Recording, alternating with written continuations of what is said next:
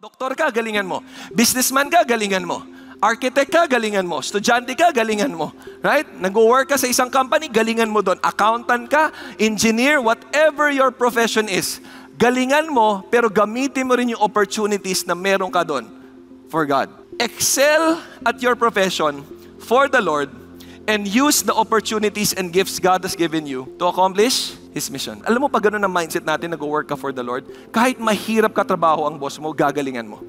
And bakit kailangan mong galingan? Imagine mo, estudyante ka, gusto mo mag-share ng gospel, lagi kang bagsak sa exam. Tapos nilapitan mo yung classmate mo, alam mo, grabe si Lord sa life ko. I wanna share to you how good God is. Bagsak ka lagi. Maniniwala ba yun? Talaga, good ba si God sa life mo?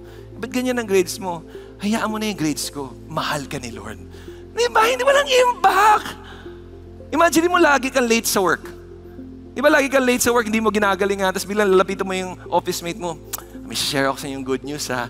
Grabe si God grabe yung ginagawa niya sa buhay ko. Talagang hindi siya nagkulang sa akin. Tapos biglang sasabihin sa'yo, ba't lagi ka bang late? Hindi, hayaan mo, nagpa-Bible study kasi ako, nagpe-pray ako na matagal. Di ba? Hindi magandang role model.